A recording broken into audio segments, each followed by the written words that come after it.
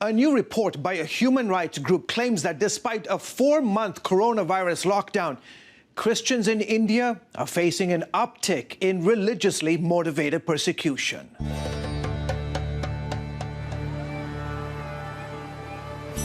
According to Persecution Relief, these 4 states are now the most dangerous places for Christians, where beatings, arrests, church destruction, and at times death are regular occurrences. The police will be called, and at times the Christian will be arrested and accused of creating communal disharmony, accused of causing problems by being a Christian. Among those brutally killed, 27-year-old Kandi Mudu, who converted from Hinduism to Christianity 4 years ago. Among the first people he led to Christ were his 3 brothers.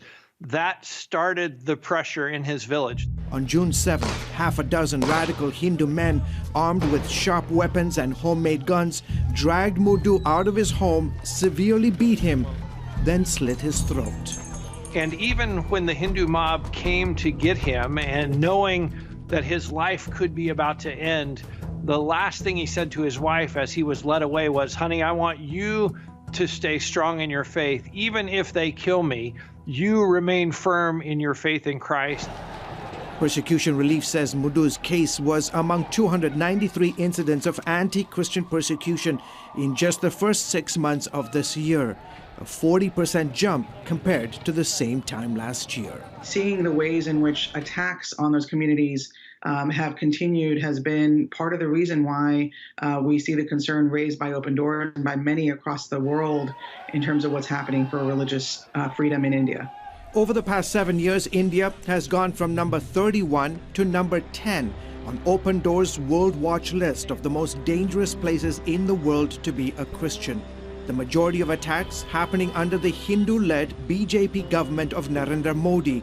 Modi's party is accused of trying to turn India into a Hindu nation. As Prime Minister Modi was re-elected last year, he promised to make India more Hindu. They believe that India is a Hindu nation, literally the soil is Hindu soil, and if you want to live there, you should be a Hindu. India's constitution guarantees religious freedom, yet the government is pushing a national law that would ban religious conversions. Basically laws that say you cannot change your religion. If you want to change your religion, you need to appear before a magistrate. You need to explain why you're doing that. And that gives the government opportunities to fight against that conversion and to try to talk you out of changing your faith. So far, 8 of India's 29 states have passed anti-conversion laws.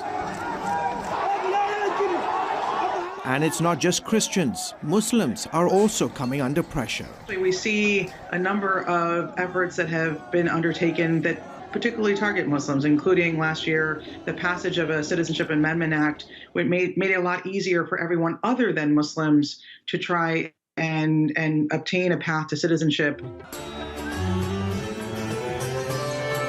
Then in early August, Hindus across the country celebrated as Prime Minister Modi broke ground on a long-awaited Hindu temple to their revered god Ram at the site of a demolished 16th century mosque. In 1992, Hindu radicals destroyed the mosque, sparking massive Hindu-Muslim violence. For more than 7 decades, India has been held together by its secular constitution, rich culture, and pluralistic values. Now, human rights groups say all that is under threat as Modi and his political party pursue an aggressive and deadly agenda of trying to turn India into a Hindu nation, something a ranking BJP leader once said would happen by December 31st, 2021, when all of India would be free of Christians and Muslims, either by conversion or they'd be forced out of the country. George Thomas, CBN News.